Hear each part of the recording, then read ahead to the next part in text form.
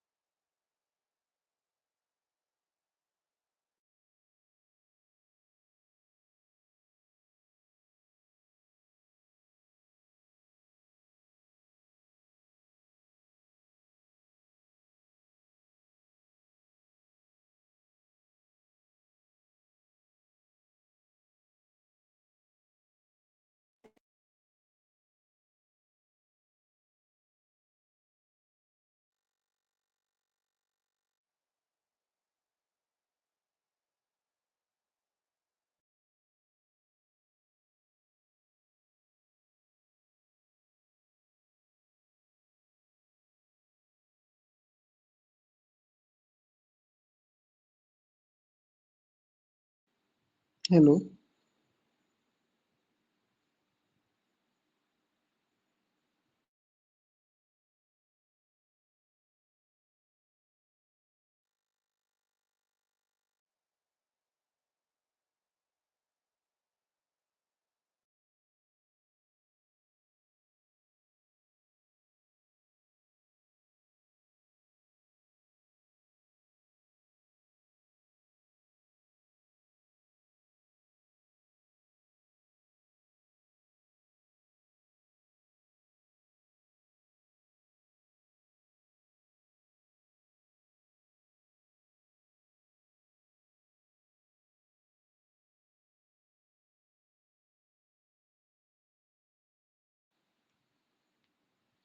Hello.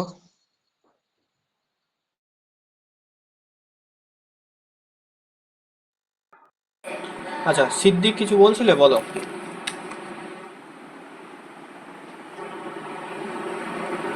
Siddique কিছু বলছিলে?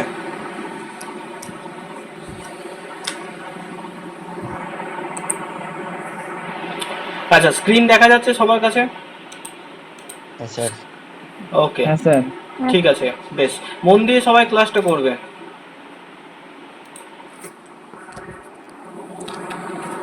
তো আমাদের আজকে একদম প্রথম যেটা হয় আমাদের, সেটাই শুরু হচ্ছে বাংলার ধ্বনি। তাই তো, ধ্বনির মধ্যে আমরা জানি দুটো ভাগ রয়েছে, একটা হচ্ছে স্বরধ্বনি, একটা হচ্ছে ব্যঞ্জন ধ্বনি।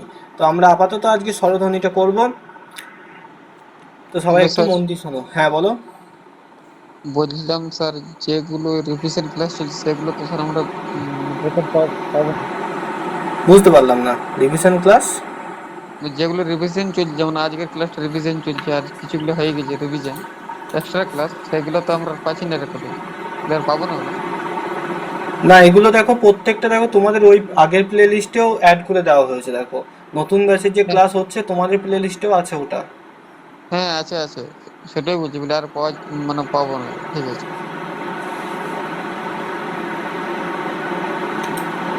বেশ, দেখো। তো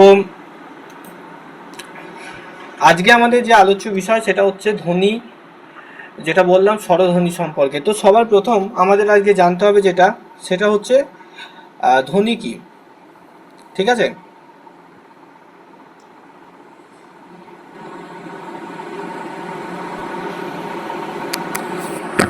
দেখো, তো ধ্বনি বলতে আমরা আগে সহজ ভাষায় আসি, ঠিক আছে? তো ধ্বনি বলতে আমরা এই ফাঁকা জায়গাটায় তোমাদের একটু বুঝিয়ে দিই, দাঁড়াও।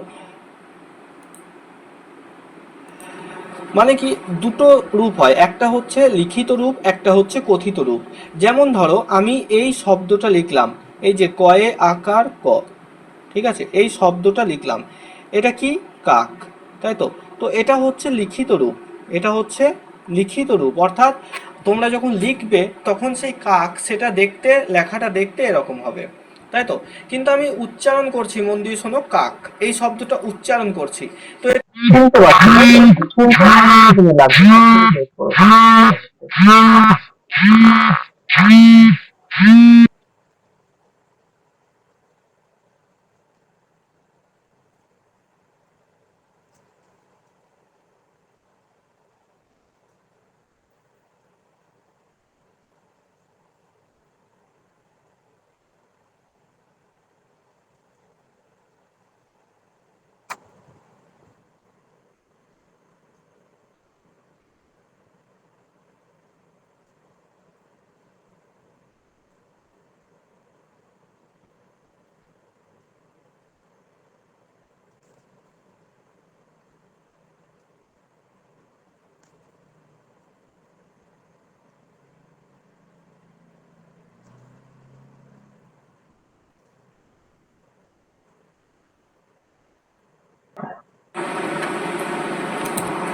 আচ্ছা, বেশ একটু সমস্যা হচ্ছে, তার জন্য সরি। বেশ দেখো, তো ধ্বনি জিনিসটা কি, তো এই যে বললাম, এই যে আমি যে জিনিসটা লিখছি, যে এই যে কাক, ঠিক আছে, এই কাকটা এটা হচ্ছে কি, এটা হচ্ছে লিখিত রূপ, এটা হচ্ছে যে কোনো কিছুর লিখিত রূপ। তো এই যে লিখিত রূপ, এই যে দুটো অক্ষর লিখেছি দেখতে পাচ্ছ, এই যে একটা এরকম দেখতে, এরকম একটা দেখতে একটা জিনিস লিখেছি, এটাকে কি বলা হচ্ছে? এটাকে বলা হচ্ছে বর্ণ, তাই তো? বর্ণ। আর আমরা সবাই জানি এই বর্ণকে আমরা দুটো ভাগে ভাগ করতে পারি। একটাকে বলা হয় স্বরবর্ণ, আমরা সবাই জানি, আর একটাকে বলা হয়, ছোটবেলাতে শিখেছ, ব্যঞ্জন বর্ণ, ঠিক আছে? ব্যঞ্জন বর্ণ। তো টোটাল আমাদের এই যে বর্ণ বলতে এইটা জানছি। এবার স্বরবর্ণ কি, কাকে বলা হয়, কেন বলা হয়, ব্যঞ্জন বর্ণ কি, এর কেন ব্যঞ্জন বর্ণ নাম, সেগুলোও আমরা শিখবো। তাহলে ধ্বনি কি, সহজ ভাষায় যদি বলি আমরা, ধ্বনি হচ্ছে কোনো কথার আক্ষরিক অর্থ বা আওয়াজকে, ঠিক আছে? তুমি কোনো কিছু একটা মুখে বলছো, তার ফলে যে শব্দটা উচ্চারিত হচ্ছে, সেই শব্দটাকেই আমরা কিন্তু ধ্বনি বলছি। বোঝা গেল? কোনো শব্দ, তুমি তোমার মনের ভাব প্রকাশ করছো, তুমি তোমার মাকে বলছো, মা আমার খুব খিদে পেয়েছে, ঠিক আছে? তো তুমি এই যে মাকে বলছো, আচ্ছা সৌভিক তোমার কোয়েশ্চেন আমি দেখে নেবো, তো তুমি তোমার মাকে বলছো, মা আমার খুব খিদে পেয়েছে, তো এই যে শব্দটা তুমি করলে, এটাই হচ্ছে ধ্বনি। আর তুমি যখন শব্দ না করে তুমি তোমার মাকে লিখে দিলে, একটা কাগজের চোতার মধ্যে লিখে দিলে যে মা আমার খুব খিদে পেয়েছে, সেটা গিয়ে তোমার মায়ের হাতে দিলে, তোমার মা পড়ে বুঝতে পারলো যে তোমার খিদে পেয়েছে, তো এই যে জিনিসটা ঘটলো, এটাকে বলা হচ্ছে ধ্বনির লিখিত রূপ, লিখিত রূপ ধ্বনির, যেটাকে আমরা বলি বর্ণ। ঠিক আছে, আশা করি এইটুকু বোঝা গেল। বেশ, এবার একটু পিডিএফটার দিকে আসো। দেখো, তো কোনো ভাষার উচ্চারণের ক্ষুদ্রতম একক হচ্ছে ধ্বনি। উচ্চারণ এই কথাটা লেখা আছে, অর্থাৎ শব্দের সাথে জড়িত, এটা ফোনেটিক্সের সাথে জড়িত, ঠিক আছে? কোনো ভাষার উচ্চারণের ক্ষুদ্রতম এককই হলো ধ্বনি। ভাষাকে বা ভাষার বাক প্রবাহকে বিশ্লেষণ করলে কতগুলো ক্ষুদ্রতম একক বা মৌলিক ধ্বনি আমরা পাই। দেখো, বাকযন্ত্রের স্বল্পতম প্রয়াসে, দেখো বাকযন্ত্রের স্বল্পতম প্রয়াসে উচ্চারিত শব্দের অবিভাজ্য ক্ষুদ্রতম অংশকে ধ্বনি বলে। এর আরেকটা নামও রয়েছে, সেটা হচ্ছে দল। আমরা পড়বো দল। হ্যাঁ, দলের আবার শ্রেণী বিভাগ থাকে, একটা হচ্ছে মুক্ত দল, একটা হচ্ছে রুদ্ধ দল, এরকমভাবে শ্রেণী বিভাগ থাকে। অর্থাৎ একবার শ্বাসবায়ু গ্রহণ করে আমরা কোনো শব্দের যেটুকু উচ্চারণ করতে পারবো, সেইটাকে বলা হয় দল। যেমন তুমি তোমার নাকটাকে ধরো হাতে করে, বন্ধ করে নাকটাকে, নাকে ছিদ্র দুটোকে বন্ধ করো, এবং তোমার মুখের সামনে তোমার হাতের তালুটাকে নিয়ে এসো, হাতের তালুর উল্টো দিকটা, বোঝা গেল, মানে চামড়ার দিকটা নিয়ে আসো, এবং নাকটাকে বন্ধ করে বলো রবীন্দ্রনাথ। দেখো এখানে, দেখো দুই তিনবার, দেখো মুখ থেকে গরম হাওয়া হাতের তালুর মধ্যে আঘাত করবে। রবীন বললে একবার, দ্রোতে একবার, নাথতে একবার, অর্থাৎ তিনবার। তো এটাকে আমরা তিনটে দলের মধ্যে ভাঙতে পারি। এবার এই প্রতিটা শব্দের শেষে স্বরবর্ণ থাকলে সেটাকে মুক্ত দল বলি, ব্যঞ্জন বর্ণ থাকলে সেটাকে আমরা রুদ্ধ দল বলি। এগুলো আমরা দলের ওখানে পড়বো। তো এই লাইনটা লেখা আছে না, যে স্বল্পতম প্রয়াসে, বাকযন্ত্রের স্বল্পতম প্রয়াসে উচ্চারিত শব্দের ক্ষুদ্রতম অংশকে ধ্বনি বলছে। এবার চেষ্টা করো একবার, এই যে রবীন্দ্রনাথ, এই কথাটা উচ্চারণ করো, নাকটাকে হাত দিয়ে বন্ধ করো এবং মুখের সামনে ডান হাত দিয়ে নাকটাকে চেপে ধরো, বাম হাতে তালুটাকে মুখের সামনে রাখো, তারপর বলো রবীন্দ্রনাথ। দেখো মুখ থেকে গরম হাওয়া দু তিনবার ধপ ধপ করে হাতের মধ্যে এসে ধাক্কা দিচ্ছে। তো এই যে একবার যে ধাক্কা দিচ্ছে সেটা হচ্ছে স্বল্পতম প্রয়াসের একটা ধ্বনি বা একটা দল, তারপরে দ্বিতীয়বার সেটা হচ্ছে 2 নম্বর দল, তৃতীয়বার সেটা হচ্ছে 3 নম্বর দল, এরকম, যেটাকে আমরা ইংরেজিতে সিলেবেল, তোমরা পড়ে থাকবে সিলেবেল, সে একই জিনিস। দেখো যেমন এই যে অ, আ, ক, খ, এগুলো যখন লিখে দিচ্ছি সেগুলো এগুলোকে বর্ণ বলছি।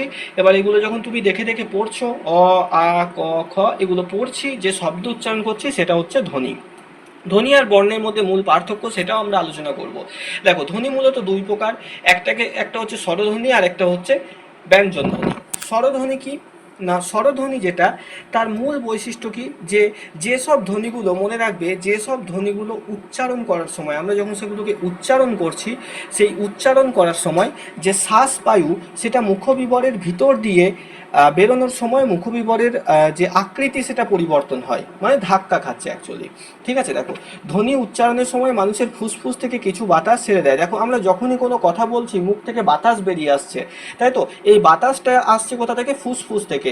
এই জন্য মনে রাখবে এই যে ফুসফুস, এই ফুসফুসও কিন্তু আমাদের বাক যন্ত্রের একটা অংশ, যেমন জিভ রয়েছে, ঠোঁট রয়েছে, তেমন ফুসফুসও বাক যন্ত্রের একটা অংশ। তো এই যে ফুসফুস থেকে বাতাস বেরিয়ে আসছে কথা বলার মাধ্যমে আমাদের মুখ দিয়ে, তো সেই বাতাস ফুসফুসীয় কণ্ঠনালী দিয়ে এসে মুখ দিয়ে বের হওয়ার পথে বিভিন্ন জায়গায় ধাক্কা খেয়ে বা বাঁক খেয়ে যে ধ্বনি উচ্চারণ করে সেগুলোকে আমরা স্বরধ্বনি বলি।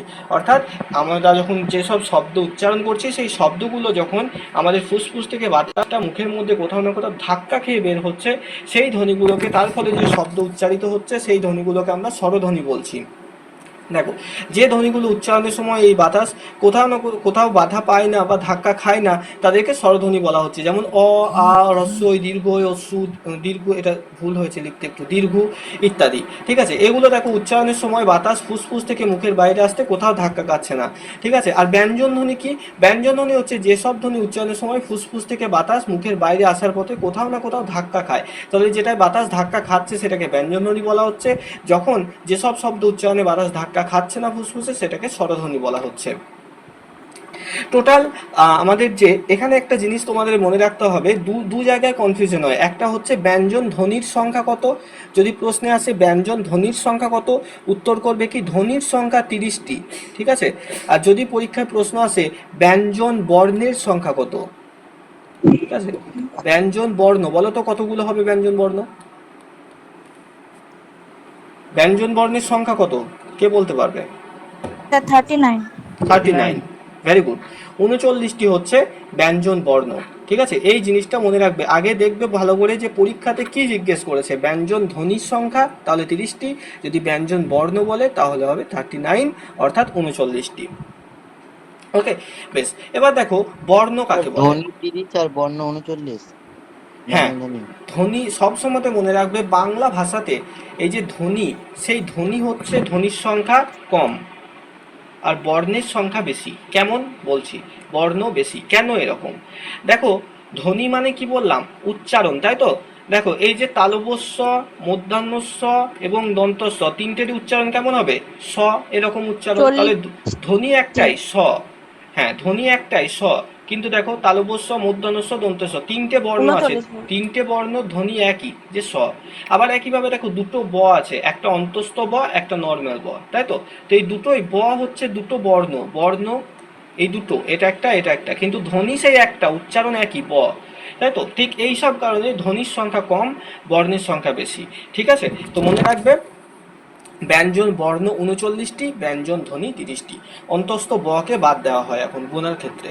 বেশ, দেখো বর্ণ কি, তো বিভিন্ন ধ্বনিকে লেখার সময় বা নির্দেশে যে পিডিএফটা দেখতে পাচ্ছ, পিপিটিটা, তো এটা যে সব লেখা আছে, যে ব, ভ, দন্তন্য, এই প্রত্যেকটাকেই আমরা বর্ণ বলছি, তাই তো। যেসব সাংকেতিক চিহ্ন ব্যবহার করা হয়, এটা বিভিন্ন ভাষার সাংকেতিক চিহ্ন বিভিন্ন রকমের হয়, তো এই যেসব সাংকেতিক চিহ্ন ব্যবহার করা হয় তাকে বর্ণ বলে। বাংলা ভাষায় মোট,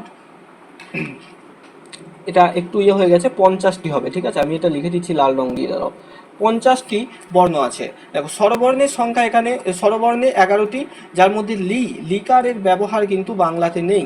ঠিক আছে, বাংলা বর্ণমালায় দেখো ব্যঞ্জন বর্ণের সংখ্যা এক্ষুনি বললে তোমরা 39, 39টি। প্রকৃত ব্যঞ্জন বলা হয় 35টি। ঠিক আছে, 35টি। আর অপ্রকৃত ব্যঞ্জন কোনগুলোকে বলা হয়, যে ডয়বিন্দুর, ঢয়বিন্দুর, অন্তস্থ, খণ্ডত্ব।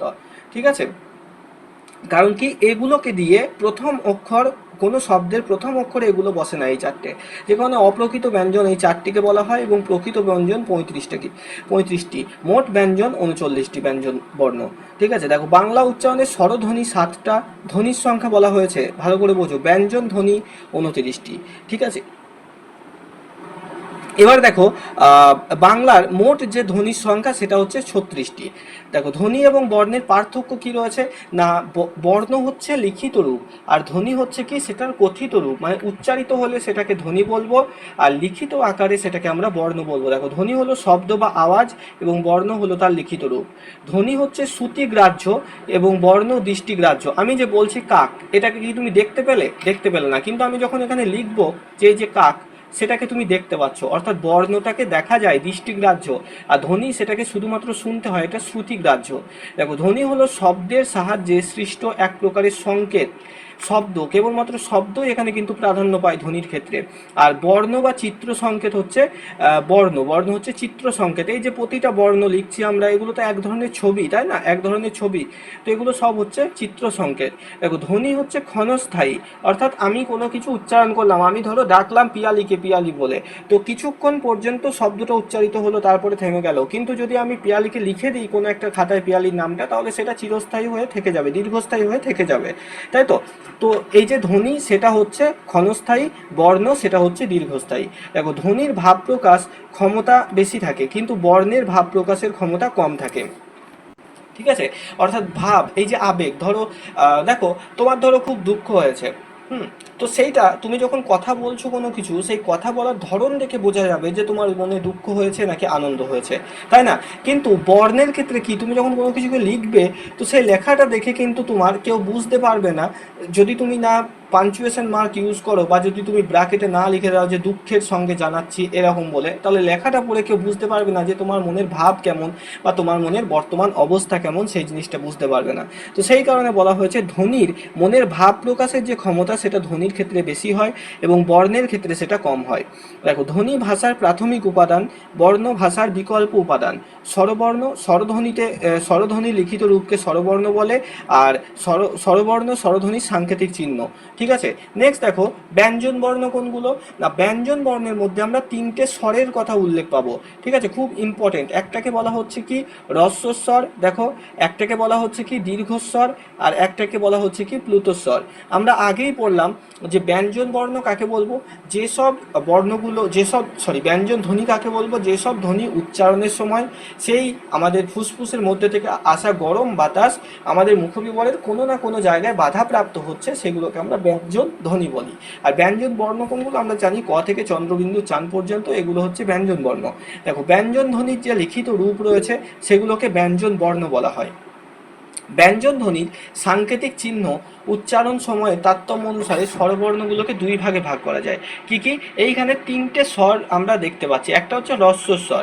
হ্রস্বস্বর কোনগুলো, এগুলো সব কিন্তু স্বরবর্ণের উপরে। হ্রস্বস্বর কোনগুলো না, যেসব স্বর উচ্চারণে তোমার অল্প সময়ে উচ্চারিত হয়ে যায়। হ্যাঁ দেখো উচ্চারণের ক্ষেত্রে এই হ্রস্ব এই কথাটা এর মধ্যে পাবে, যেমন অ। দেখো অ উচ্চারণ করতে যেটুকু সময় লাগলো, আ উচ্চারণ করতে তার থেকে একটু বেশি সময় লাগছে, তাই না। সেই কারণে অটা হচ্ছে হ্রস্বস্বর আর আটা হচ্ছে দীর্ঘস্বর। একইভাবে হ্রস্ব ই, এই যে যেটাকে আমরা হস্যই বলি অনেক সময়, সেটা সঠিক উচ্চারণ কি হ্রস্বই। তো হ্রস্বই কি বলা হচ্ছে, হ্রস্ব ই, ইকার যেটা হ্রস্ব, তো এর নামের মধ্যেই হ্রস্ব রয়েছে। হ্যাঁ, আর আবার এটা দেখো দীর্ঘ ই, তাই তো, দীর্ঘ ই, এই যে দীর্ঘস্বর নামের মধ্যেই এর দীর্ঘ রয়েছে, এটাকে দীর্ঘ ই বলি। ঠিক একইভাবে এই যে দীর্ঘগুলো অটোমেটিক কাট হয়ে গেছে কিবোর্ডে, দেখো রস্যু, আর এটা কি দীর্ঘ উ, তাই তো, রি, এ, ওই, ও এইগুলো হচ্ছে দীর্ঘস্বর, এগুলো উচ্চারণে অপেক্ষাকৃত বেশি সময় আমাদের লাগে। আর এই অ, হস্যই, হস্যু এবং রি, এই 4টে হচ্ছে কি হ্রস্বস্বর। তাহলে মনে রাখবে হ্রস্বস্বরের সংখ্যা কটা, 4টি। কি কি, অ, হস্যই, হস্যু, রি। আর দীর্ঘস্বরের সংখ্যা কতগুলো, 7খানা। কি কি, আ, দীর্ঘই, দীর্ঘ, এ, ওই, ও। ঠিক আছে, আর প্লুতস্বর কোনটা, প্লুতস্বর হচ্ছে সেই জিনিসটা যেটা আবেগের সময় আমাদের কাজে লাগে। অর্থাৎ কোনো কিছুকে যখন আমরা দূর থেকে ডাকি কাউকে, বা কোনো দুঃখের জন্য যখন কান্না করি, হ্যাঁ, তো বা আনন্দে চিৎকার করে উঠি, তখন হ্রস্বস্বরকেও টেনে উচ্চারণ করা হয়, দীর্ঘস্বরকেও টেনে উচ্চারণ করা হয়। হ্রস্ব বা দীর্ঘস্বর বাদ দিয়ে যে কোনো স্বরকে আমরা যখন টেনে উচ্চারণ করি তখন সেটাকে প্লুত স্বর বলে। যেমন ধরো খুব দূরে যদু নামক একটা তোমার বন্ধু দাঁড়িয়ে রয়েছে আর তুমি অনেক দূর থেকে তাকে ডাকছো, তখন যদু এরকমভাবে ডাকলে কি যদু শুনতে পাবে? পাবে না। তখন কিভাবে ডাকবো?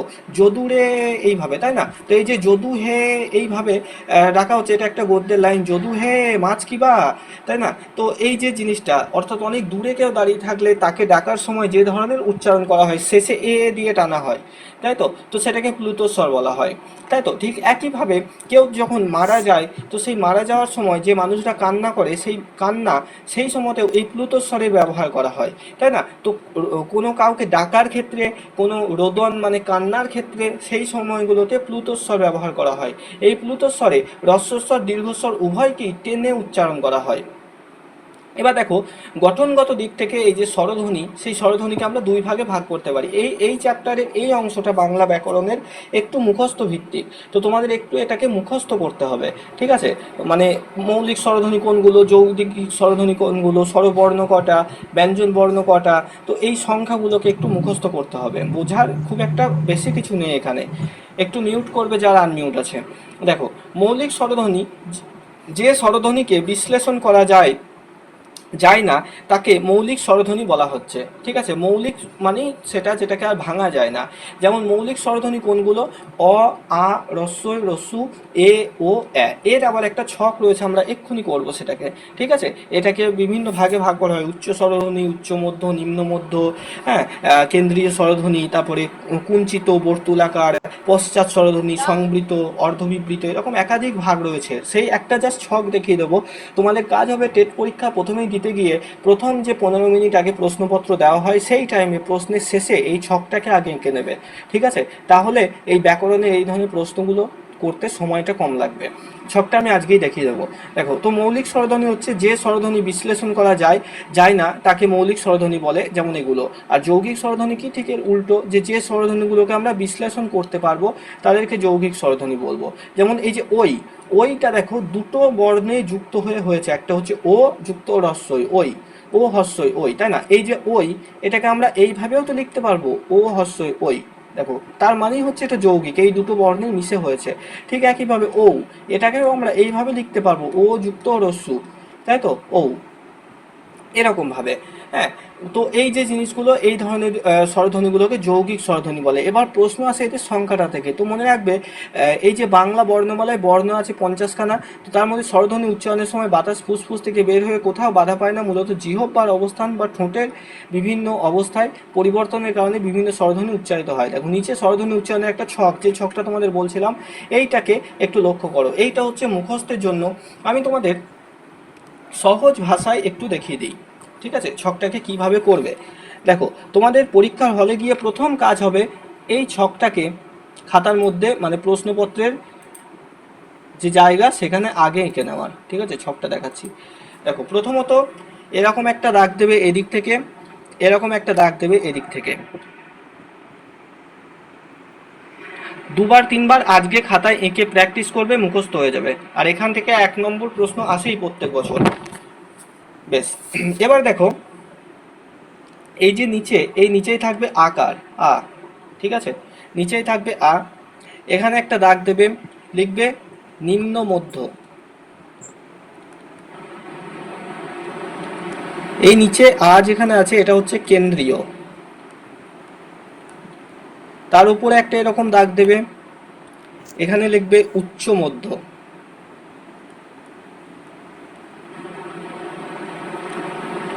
এটা কেন্দ্রীয় বলতে পারো তুমি, নিম্নও বলতে পারো, একই নাম, উচ্চ মধ্য। আর এর উপরে থাকবে উচ্চ, ঠিক আছে? তাহলে এই যে টোটাল ছকটার 4টে ভাগ, উচ্চ, উচ্চ মধ্য, নিম্ন, নিম্ন মধ্য, বোঝা গেল? উচ্চ, উচ্চ মধ্য, নিম্ন, নিম্ন মধ্য। এবার কোথায় কি বসবে? দেখো, এদিকে বসাবে এই যে মৌলিক স্বরধ্বনি পড়লাম সেগুলো, এদিকে বসাবে হ্রস্বই, এই যে এই দাগ বরাবর বসাবে কি? এই দাগ বরাবর বসাবে একার, ঠিক আছে? আর এই দাগ বরাবর বসাবে এ, ভালো করে দেখো, অয়ে জফলা আকার, ঠিক আছে? আবার এই দিকে এই দাগ বরাবর কি কি বসবে ভালো করে দেখো, ছকটা দুবার তুমি লিখবে, বাড়িতে মুখস্থ হয়ে যাবে। এদিকে হবে রস্যু, এদিকে হবে ও, আর এদিকে বসাবে তুমি অ, ঠিক আছে? এবার ধরো তোমাকে প্রশ্ন করলো যে নিচের কোনটি উচ্চ মধ্য স্বরধ্বনির উদাহরণ। কোনটা কোনটা উচ্চ মধ্য? দেখো এই যে উচ্চ মধ্য, এর দুই দিকে কে কে আছে? এদিকে আছে এ, তাহলে এ হচ্ছে উচ্চ মধ্য আর ও হচ্ছে উচ্চ মধ্য। ঠিক আছে, এই ধরনের প্রশ্নগুলো আসবে। আচ্ছা, এর সাথে সাথে আরেকটা জিনিস তোমাদের জানতে হবে, যে মনে রাখবে এই বাঁ দিকে যেটা আহ, এই বাঁ দিকে যা যা রয়েছে এই তিনটে, এগুলোকে বলা হয় প্রসারিত প্রসারিত স্বরধ্বনি। ঠিক আছে, আর এই যে ডান দিকে যা যা রয়েছে এটাকে বলা হয় কি? কুঞ্চিত বা বর্তুলাকার।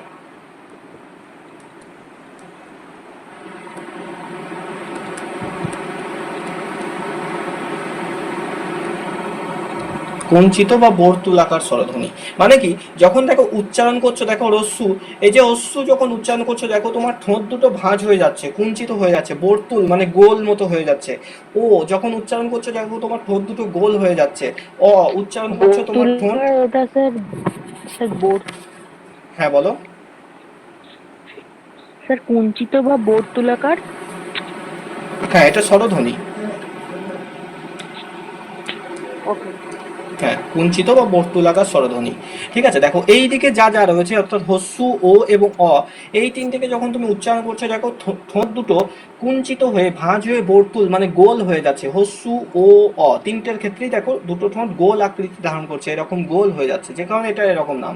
আর প্রসারিত দেখো এই দিকের এই তিনটে অর্থাৎ হস্যই, এ, অ্যা যখন উচ্চারণ করছে ঠোঁট দুটো প্রসারিত হয়ে যাচ্ছে, চওড়া হয়ে যাচ্ছে, যে কারণে এই তিনটের নাম হচ্ছে প্রসারিত স্বরধ্বনি। যে কোনোভাবে প্রশ্ন দিতে পারে যে নিচের কোনটি বর্তুলাকার স্বরধ্বনির অন্তর্ভুক্ত। ঠিক আছে, তোমাকে এই ছকটা পরীক্ষার হলে গিয়ে এঁকে নেবে, তাহলে তোমার অনেক সুবিধা হবে। ঠিক আছে, আচ্ছা আরেকটা জিনিস বলে দিই, আরেকটা যেখান থেকে প্রশ্ন আসে, তো মনে রাখবে এই যে আটাকে বলা হয় কি? কেন্দ্রীয় বললাম, তার সাথে সাথে এই আটাকে বলা হয়, এর আরেকটা নাম রয়েছে, সেটা হচ্ছে এটাকে বিবৃত বলা হয়, বিবৃত স্বরধ্বনি। আর একদম উপরে যেটা রয়েছে অর্থাৎ এই যে হস্যু এবং হস্য এবং হস্যু, এই দুটোকে কি বলা হয়? এই দুটোকে বলা হয় সংবৃত স্বরধ্বনি। ঠিক আছে, এই দুটোকে বলা হয় সংবৃত স্বরধ্বনি। তো এই ছকটা মনে রাখতে পারলে টোটাল ধ্বনি চ্যাপ্টার এই ছকের মধ্যেই হয়ে গেল, তোমাকে আর কষ্ট করে মুখস্থ করতে হবে না এই প্রত্যেকটা উদাহরণ, যে কুঞ্চিতর উদাহরণ কি, সংবৃতর উদাহরণ কি, বিবৃতের উদাহরণ কি, কোনো কিছু। শুধু এই ছকটাকে স্ক্রিনশট নিয়ে নাও তোমরা প্রত্যেকে, কারণ পিডিএফে হয়তো ডিলেট হয়ে যাবে। ঠিক আছে, স্ক্রিনশটটা সবাই নিয়ে নাও, দিয়ে খাতাতে তুলে নেবে। এবার মুখস্থ কিভাবে করবে? প্রথমে তিনবার পরপর ছক এঁকে দেখে দেখে খাতার মধ্যে লেখো, দেখে লেখো। চতুর্থবার বা পঞ্চমবার দেখো মুখস্থ হয়ে যাবে। ঠিক আছে, তবে মনে রাখবে কোনো কিছু বাদ যেন না যায়, একটাও যেন বাদ না পারে। দেখো টোটাল 7খানা বর্ণ আছে, এদিকে তিনটে, একটা দুটো তিনটে, আর এদিকে তিনটে, চারটে পাঁচটা ছটা, আর নিচেতে রয়েছে 7টা। টোটাল 7খানা বর্ণ।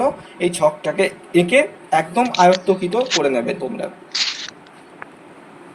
স্যার এই ওপরে গোল চিহ্নটা, ওটা স্যার কিসের জন্য? এটা বোঝালাম যে ঠোঁটটা আমাদের গোল হয়ে যায় এই দিকের শব্দগুলো উচ্চারণ করতে, হস্যু, ও এবং অ, সেই জন্য এটাকে বলা হয় ও কুঞ্চিত আচ্ছা বা আচ্ছা আচ্ছা, বর্তুলাকার। ঠিক ঠিক আছে, আছে। ঠোঁটটা গোল হয়ে যায়। হ্যাঁ, ওকে। নেক্সট দেখো এটাই এই ছকে এটাই দেওয়া রয়েছে, এই ছকটা তোমাদের বুঝতে অনেক কষ্ট হতে পারে, সেই জন্য সহজভাবে আমি বোঝালাম। এটা করতে গেলে তোমাদের সেই মুখস্থ করতে হবে।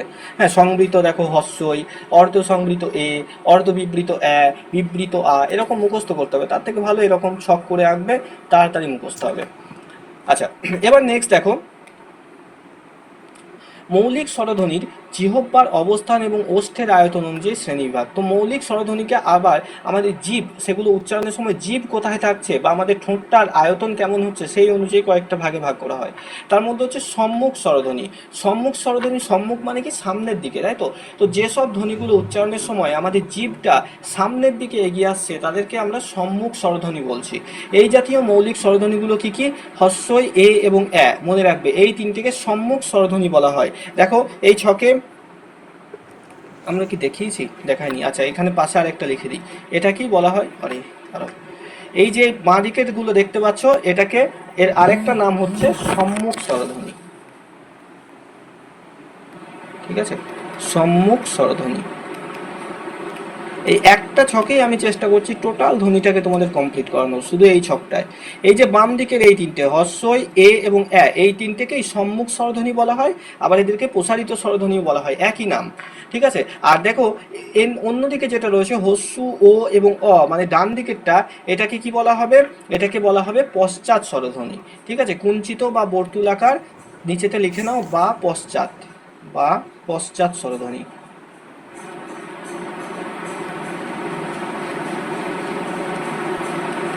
ঠিক আছে, এইভাবে লিখে নেবে। যদি এখন স্ক্রিনশট না নিতে পারো, রেকর্ডটা দেখবে, সেই টাইমেও তোমরা স্ক্রিনশট নিতে পারো।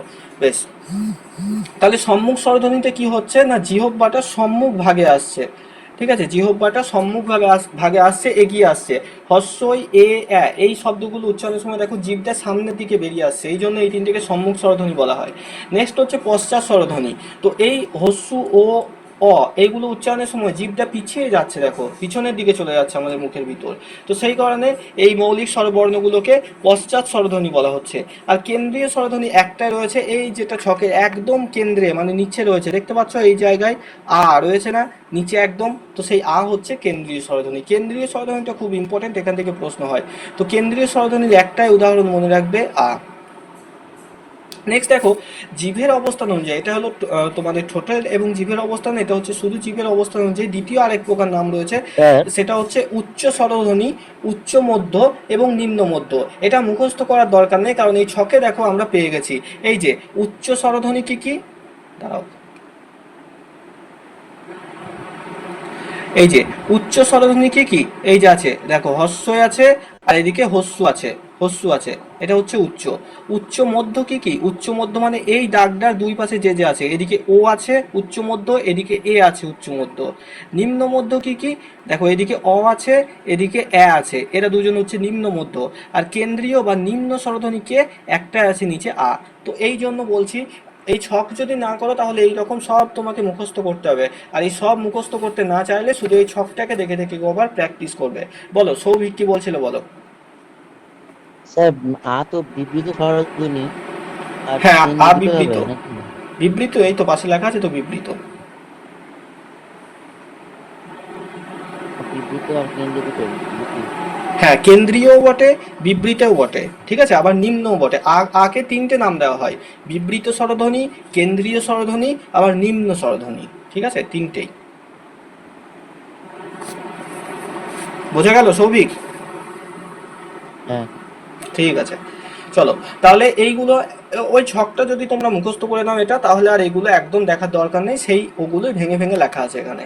নেক্সট দেখো, এই যে নিম্ন স্বরধ্বনি, দেখো সৌভিক যেটা এক্ষুনি বলছিলে, নিম্ন স্বরধ্বনি এই যে দেখা আছে, যেমন আ হচ্ছে নিম্ন স্বরধ্বনির উদাহরণ। ঠিক আছে, এই যে আ হচ্ছে নিম্ন স্বরধ্বনির উদাহরণ।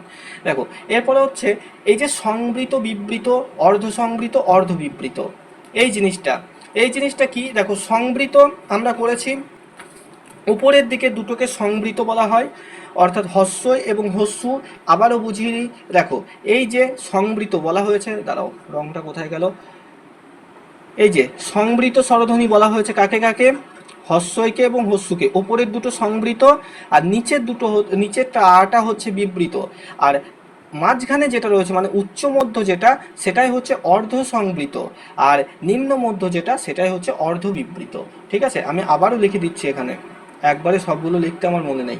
এটা হচ্ছে সংবৃত, ঠিক আছে, এখানেই লিখে দিই, এটা হচ্ছে সংবৃত, এটা হচ্ছে অর্ধ সংবৃত। তোমরা নিজেদের মতো খাতাতে লেখো, তাহলে ভালো হবে। ঠিক আছে, অর্ধ সংবৃত। এটা হচ্ছে বিবৃত, এই যে লিখে দিয়েছি, আ হচ্ছে বিবৃত, লেখা আছে এখানে বিবৃত। আর এটা হচ্ছে নিম্ন মধ্য যেটা, সেটাই হচ্ছে অর্ধ বিবৃত, অর্ধ বিবৃত। প্রশ্ন যেমন ভাবে দেখ, প্রত্যেকটা প্রশ্নের উত্তর এই ছকের মধ্যে তোমরা পেয়ে যাবে। সংবৃত কে কে, হস্যই হস্যু, অর্ধ সংবৃত ধ্বনি এ ও, অর্ধ বিবৃত কে কে, এ অ, আর বিবৃত কে আ। ঠিক আছে, এটাই হচ্ছে এই যে টোটাল এই পেজের মধ্যে যা যা ইনফরমেশন আছে সব ওই ছকের মধ্যে আবার আমি পুরে দিলাম। ঠিক আছে, দেখো তো সংবৃত কি, স্যার আমাদের তো স্যার ওই এটা পড়ার দরকার নেই। কোনটা? আমাদের তো স্যার ওই এটা পড়ার দরকার নেই, মানে কাকে বলে এগুলো পড়া দরকার না নেই। না, তুমি কাকে যেমনটা বলে বললেই আসবে তো না। হয়ে হ্যাঁ, যাবে। মানে শুধুমাত্র সবটা তোমাকে প্রশ্ন কেমন আসবে যে নিচের কোনটি অর্ধ সংবৃত স্বরধ্বনির উদাহরণ, এরকম ভাবে, মানে তোমাকে চিনতে হবে, বোঝা গেল? হস্যই কি, এ কি, স্যার এ কি, এক্ষেত্রে এই জিনিসটা চিনতে হ্যাঁ, ছকটাই হবে। বেশি কাজ দেয়। গেলেই হ্যাঁ, তোমাকে জিজ্ঞেস করবে না যে অর্ধ সংবৃত ধ্বনি কাকে বলে, এরকম প্রশ্ন আসবে না, তোমাকে চিনে নিতে হ্যাঁ, হবে যে হ্যাঁ। কোনটা অর্ধ উপরে সংবৃত। বলো। হ্যাঁ, তাই সংজ্ঞাগুলো মুখস্থ করার দরকার নেই, শুধু এই ছকটাকে মুখস্থ করবে। আচ্ছা, হ্যাঁ, বেশ। সংবৃত কি, কেন বলবো, দেখো জেনে রাখো, যদি ভবিষ্যতে ভাই বোনদেরকে যখন পড়াবে তখন বলবে যে জিহ্বা বা তালুর কাছাকাছি এনে যখন বায়ু চলাচলের জন্য একটা সংকীর্ণ পথ তৈরি হচ্ছে, হ্যাঁ, মানে মুখ থেকে যে হাওয়াটা বেরোচ্ছে সেটা সরু হয়ে বেরোচ্ছে, যেমন হস্যই হস্যু এগুলো উচ্চারণের সময়, সেই জন্য সেটাকে সংবৃত। দেখো যখন আমরা হস্যই উচ্চারণ করছি, দেখো ঠোঁটটা ভাঁজ হয়ে যাচ্ছে এবং খুব অল্প ছিদ্র দিয়ে গরম হাওয়া বেরিয়ে আসছে ভিতর থেকে। হস্যু এর ক্ষেত্রেও তাই। বিবৃত কি, বিবৃতের ক্ষেত্রে দেখো মুখটা অনেক চওড়া হয়ে খুলছে, যখন উচ্চারণ করছি আকার, যখন উচ্চারণ করছি দেখো মুখটা অনেক চওড়া হয়ে খুলছে এবং সেই চওড়া ফাঁক দিয়ে হাওয়া বেরিয়ে আসছে, তাই তো, সেই জন্য এটাকে বিবৃত বলা হচ্ছে আকে। আচ্ছা, অর্ধ সংবৃত কি, মানে খুব বেশি চওড়া হয়েও খুলছে না, আবার খুব সরু করেও মুখটা খুলছে না, যেমন এ ও মাঝারি আকৃতিতে মুখটা খুলছে, সেই জন্য এটা অর্ধ সংবৃত। আর অর্ধ বিবৃত কি না, অর্ধ বিবৃত এটা হচ্ছে বিবৃত নয়, অর্থাৎ এই আয়ের মতো এত বড় হয়ে খুলছে না মুখটা, আবার সংবৃত নয়, অর্থাৎ এই দুটোই মাঝারি, এবং এই দুটো হচ্ছে অর্ধ বিবৃত। এটা জানার দরকার নেই, এখান থেকে প্রশ্ন আসে না। তোমাদের এই ছকটা হচ্ছে সব থেকে মোস্ট ইম্পর্টেন্ট, ঠিক আছে? এই ছকটাকে মুখস্থ করতে পারলে ধ্বনি তোমাদের এখানেই কমপ্লিট হয়ে যাবে। নেক্সট দিন তোমাদের আরেকটা ছক করাবো, কারণ আমি একদিনে দুটো ছক করাইনি, কারণ গুলিয়ে যাবে। নেক্সট দিন তোমাদের অঘোষধ্বনি, ঘোষধ্বনি, অল্পপ্রাণ এবং মহাপ্রাণ, এই চারটের ছকটা করিয়ে দেবো। আচ্ছা, এবার দেখো ওষ্ঠের আয়তন অনুযায়ী নামকরণ রয়েছে। তো সেখানে কি দেখো, ওষ্ঠের নামকরণ অনুযায়ী বলা হচ্ছে স্বাভাবিক প্রসারিত বা প্রসূত আগলকৃত। হ্যাঁ, ঠোঁট দুটোকে একটু উন্মুক্ত করে এই জাতীয় ধ্বনিগুলো উচ্চারণ করা হয়, এগুলো থেকে প্রশ্ন আসে না, তাও জেনে রাখো।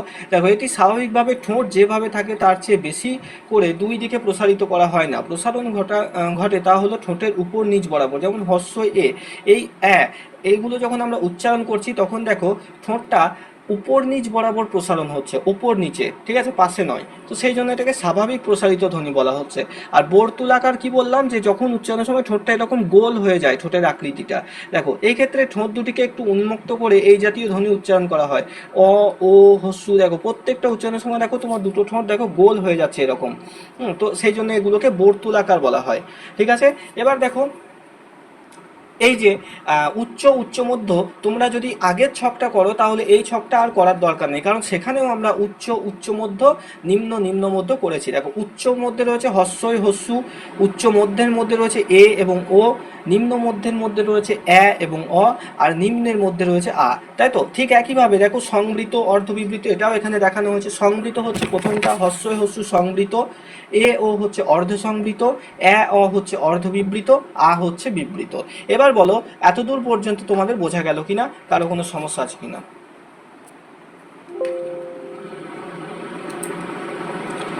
দাঁড়াও দেখছি আমি, বলো বোঝা গেছে টোটাল?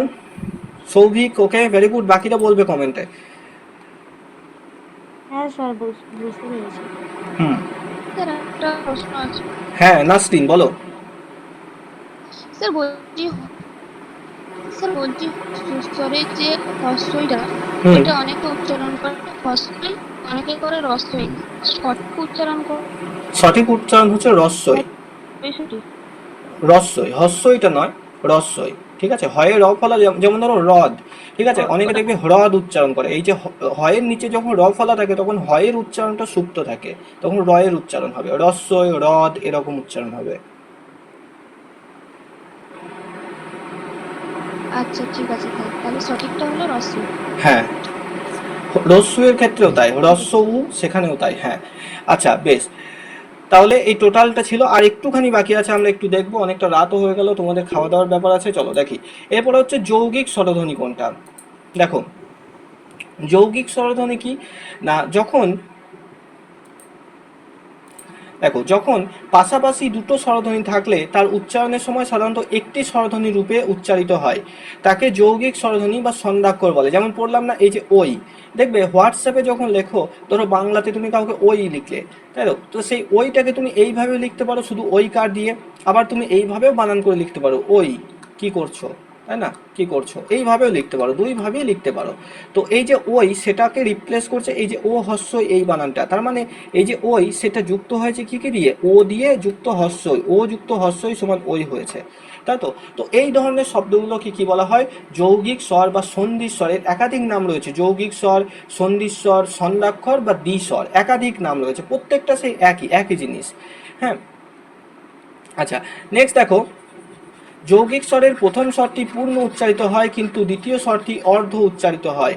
এগুলো খুব একটা পরীক্ষা আসে, এগুলো পরীক্ষায় আসেই না, খুব একটা বলা ভুল, এগুলো জাস্ট জানার জন্য পড়া। হ্যাঁ দেখো, তো যৌগিক স্বর জ্ঞাপক বর্ণ মাত্র দুটি, ওই এবং ও। তো মনে রাখবে এই দুটো বর্তমানে সব থেকে বেশি যৌগিক স্বরের মধ্যে ব্যবহৃত হয়, ঠিক আছে, ওই এবং ও। এছাড়া আরও অনেকগুলো যৌগিক স্বর রয়েছে, মনে রাখবে 25খানা যৌগিক স্বর রয়েছে বাংলাতে। এই যে যৌগিক স্বর বা সন্ধিস্বর বা ছন্দাক্ষর বা দ্বিস্বর, তার সংখ্যা হচ্ছে 25, কিন্তু ব্যবহৃত হয় না, ব্যবহৃত হয় শুধুমাত্র দুটো, কি কি, সেটা হচ্ছে ঐকার আর ঔকার, এই দুটো কেবল ব্যবহৃত হয় 25টার মধ্যে, বাদ বাকি 23টা ব্যবহার হয় না, সেগুলো নেই, কোনো কিছুতেই নেই। দেখো, অন্য যৌগিক স্বরধ্বনিগুলো নিজস্ব প্রতীক বর্ণ নেই, তাদের নিজস্ব বর্ণই নেই। নেক্সট দেখো, সুনীতি কুমার চট্টোপাধ্যায়ের মধ্যে দ্বিস্বরের সংখ্যা তিনি বলেছেন 25টা, পবিত্র সরকার বলেছে 18টা, তারপরে আব্দুল হাই তিনি বলেছেন 29টা। তো এগুলো মনে রাখার দরকার নেই, মূলত এই যে সুনীতি কুমার চট্টোপাধ্যায় তার মতামতটাকেই এখানে প্রায়োরিটি দেওয়া হয়েছে বর্তমানে, ঠিক আছে। দেখো, অর্ধস্বর, যে স্বরধ্বনিগুলো, অর্ধস্বর কাকে বলে না, অর্ধস্বর হচ্ছে যে স্বরধ্বনিগুলো অক্ষর গঠনের ক্ষমতা নেই, বরং বেশিরভাগ ক্ষেত্রে অক্ষরের শেষে বসে, তাদের অর্ধস্বর বলে। অর্ধস্বর সম্পূর্ণ উচ্চারিত হয় না, পূর্ণস্বরের শেষে অর্ধস্বর উচ্চারিত হয়, যেমন হস্যই, হস্যু, এ, ও, এগুলো, ঠিক আছে। দেখো, বাংলায় অর্ধস্বরের সংখ্যা 4টি, যেমন রস্যই, হস্যু, এ এবং ও, যেমন ভাই, খাও, ঢেউ। দেখো, এই প্রত্যেকটা রস্যই বলো, রস্যু বলো, এ বলো, ও বলো, এরা দেখো কোনো শব্দ এমন আমাকে একটা দেখাতে পারবে যে শব্দের প্রথমে বসেছে, খুব কম, ইংরেজি শব্দ নয়, বাংলা শব্দ। তুমি বলতে পারো স্যার ইউগ্লিনার প্রথমে তো হস্যই আছে, হ্যাঁ, তো এইগুলো বাদ দিয়ে বাংলা শব্দের ক্ষেত্রে খুব কম এগুলো প্রথমে বসে, মূলত বেশিরভাগ শব্দের ক্ষেত্রে শেষে বসে এরা, তো সেই কারণে এদেরকে অর্ধস্বর বলা হচ্ছে, ঠিক আছে। দেখো, নিহিত স্বর কি, নিহিত স্বর হচ্ছে ব্যঞ্জনবর্ণ স্বরবর্ণের সাহায্য ছাড়া উচ্চারিত হতে পারে না, স্বরবর্ণগুলি সংক্ষিপ্ত রূপ ব্যঞ্জনের সঙ্গে যুক্ত হয়। অনেকগুলো স্বরবর্ণ সংক্ষিপ্ত রূপ দেখা গেলে অ ব্যঞ্জনের সঙ্গে মিশে থাকে, অকে দেখা যায় না, ঠিক আছে। এই যে ব্যঞ্জন বা যে স্বরবর্ণ বলতে পারো, স্বরবর্ণের সংক্ষিপ্ত রূপকে কি বলা হয় জানো তো, স্বরবর্ণের সংক্ষিপ্ত রূপকে বলা হয় কার, ঠিক আছে। দেখো, কার চিহ্ন রয়েছে, যেমন আয়ের রয়েছে আকার, তাই তো, হর্ষই রয়েছে রস্যইকার, দীর্ঘয়ের রয়েছে দীর্ঘইকার, তাই না, রস্যুয়ে রয়েছে হস্যুকার, দীর্ঘয়ের রয়েছে দীর্ঘকার, তারপর দেখো হস্যু দীর্ঘ, রিয়ের রয়েছে রিকার, এর রয়েছে একার, ও এর রয়েছে ঐকার, ও এর ঔকার, ও এর ঔকার, এইভাবে কিন্তু রয়েছে, প্রত্যেকের কার চিহ্ন রয়েছে, ব্যতিক্রমী হচ্ছে কেবলমাত্র অ, এটা মনে রাখবে, অ এর কোনো রকম কার চিহ্ন নেই, অকার বলে কোনো এরকম চিহ্ন কি আছে, নেই কো, তাহলে অ বাদে বাদ বাকি সমস্ত স্বরবর্ণের কিন্তু কার চিহ্ন রয়েছে। তাহলে কার চিহ্নের সংখ্যা কত, অটাকে বাদ দিলে মানে 10খানা কিন্তু কার চিহ্ন আমরা পাচ্ছি, ঠিক আছে। এই জিনিসগুলো একটু মনে রাখবে। এবার দেখো, প্রতিটি স্বরধ্বনির বৈশিষ্ট্য, তো প্রতিটি স্বরধ্বনির বৈশিষ্ট্য এটাও তোমাদের মুখস্থ করার দরকার নেই, কারণ ওই ছকের মধ্যেই তোমরা পাবে। কোনটা নিম্ন স্বরধ্বনি, একদম নিচে ছিল, মনে পড়ছে, আ, সেটাকে কেন্দ্রীয় স্বরধ্বনি বলা হয়, সেটাকে বিবৃতও বলা হয়, সেটাকে প্রসিতও বলা হয়, ঠিক আছে। সেটা সম্মুখ, নিম্ন, মধ্য, প্রসিত, এই প্রসিতটাকে বাদ দেবে এই প্রসিত বর্তমানে এখন আর নেই, এটা লুপ্ত হয়ে গেছে, ঠিক আছে। এটাকে অর্ধ বিবৃতও বলা হয়, একে। রস্যইকে সম্মুখ, সংবৃত, উচ্চ প্রসিত বলা হয়, ঠিক আছে। তো মেন কথা, তোমাকে 4টেই জিজ্ঞেস করবে না, যে কোনো একটা জিজ্ঞেস করবে যে নিম্নোক্ত কোনটি অর্ধ সংবৃত স্বরধ্বনির উদাহরণ, ঠিক আছে। উদাহরণ থাকবে হস্যই, হস্যু, এ, ও, এই 4টের মধ্যে কোনটা অর্ধ সংবৃত। তো তোমাকে ধরো, এখানে তো আমি ভুল বললাম, উদাহরণটা দুটোই হবে, তো ধরো এরকম, মানে একটা ঠিক থাকবে, 3টে ভুল থাকবে, এরকমভাবে। তো তোমাকে সেখান থেকে আইডেন্টিফাই করতে হবে যে কোনটা অর্ধ সংবৃত, কোনটা বিবৃত, কোনটা কেন্দ্রীয়, কোনটা কুঞ্চিত বর্তুলাকার, কোনটা প্রসারিত, কোনটা সম্মুখ স্বরধ্বনি। তার জন্য এই ছকটা তোমাকে একদম হাতে তালুর মতো মুখস্থ রাখতে হবে, ঠিক আছে? এই ছক বসে বসে মুখস্থ করতে যেও না, তাহলে কিন্তু ভুল হয়ে যাবে। এই ছক মুখস্থ করার একটাই উপায় হচ্ছে খাতায় দেখে দেখে লিখে লিখে মুখস্থ করা। ঠিক আছে? এবার বলো এতদূর পর্যন্ত টোটাল আজকের ক্লাসে কারো কোনো সমস্যা আছে কিনা কোনো জায়গায়? বলো, বোঝা গেছে? কোনো সমস্যা? লিপি, পিয়ালি, সৌভিকে তো সমস্যা নেই বলছো, বাপ্পা, নাসরিন, শ্রেষ্ঠা, হ্যাঁ স্যার, বুঝতে পেরেছি অনেক সুন্দর। সোমা চুপচাপ কেন? সোমা, গোলাম, শিল্পা, পুরনো স্টুডেন্টগুলো সব বেশি চুপচাপ এখন। সিদ্ধার্থ, স্যার সমস্যা নেই। আচ্ছা পিঙ্কি, বেশ। গানের আসরে, এটা কার নাম? ওয়াহিদা, বোঝা গেছে তো? ওয়াহিদা, বেশ। উমা, ঠিক আছে, উমা তো অনেকদিন পর আজকে ক্লাসে দেখছি। উমা কি মেয়ের পরীক্ষা হয়ে গেছে? ঠিক আছে, আজকের পিডিএফটা দিচ্ছি, ভালো করে করবে আর ছকটাকে খাতায় দেখে দেখে নোট করবে। ঠিক আছে? ছকটাকে খাতায় দেখে দেখে ভালো করে নোট করবে, দেন মুখস্থ করবে।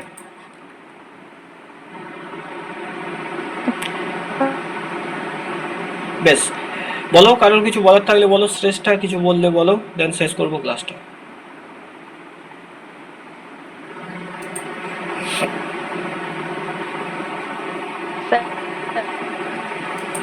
হ্যাঁ বলো, শোনা যাচ্ছে, বলো।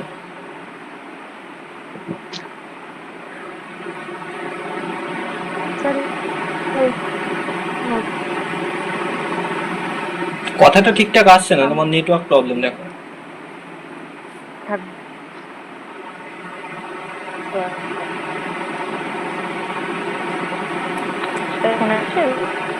হ্যাঁ বলো, একটু ভালো আছে আগের থেকে, বলো।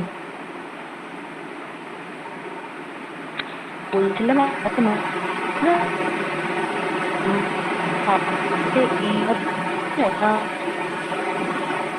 আস্তে আস্তে আমরা এখন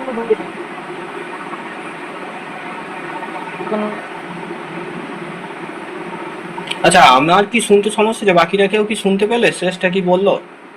না স্যার, শোনা যাচ্ছে না, ভয়েস ব্রেক হচ্ছে। কেটে যাচ্ছে। হ্যাঁ শ্রেষ্ঠা, তোমার একটু নেটওয়ার্ক প্রবলেম দেখো। তুমি আমাকে নয় হোয়াটসঅ্যাপে একটা ভয়েস ক্লিপ করে দাও শ্রেষ্ঠা। উষ্মধ্বনির উদাহরণ কি হবে? উষ্মধ্বনি দেখো, সেই ধ্বনিগুলোকে বলবো যেগুলো উচ্চারণের সময় আমাদের মুখের ভিতর থেকে গরম হাওয়া বের হবে। উদাহরণটা তোমরাই চেষ্টা করো বলার, কি কি হতে পারে গরম হাওয়া বের হচ্ছে। স্যার আমি তো দেখেছিলাম যে তালবশ, দন্তেশ, হ এইগুলো হচ্ছে, কিন্তু এক জায়গায় দেখলাম ড কে বলছে উষ্মধ্বনি, ওটা না কি না না হবে? না না, ড হবে না, ড হবে না। তালব্যস্ব, ড মূর্ধন্যস্ব এগুলো নয়, ড হবে। ড হ্যাঁ ড এর কথাই বলছি। ড হবে না উষ্মধ্বনির মধ্যে, কারণ ড উচ্চারণের সময় দেখো, হ্যাঁ ড উচ্চারণের সময় দেখো সেটা কিন্তু গরম হাওয়া প্রবাহিত হচ্ছে না। এই যে স, যেগুলো শেষে স রয়েছে এরকম, সেগুলোকে উষ্মধ্বনির মধ্যে ফেলবে।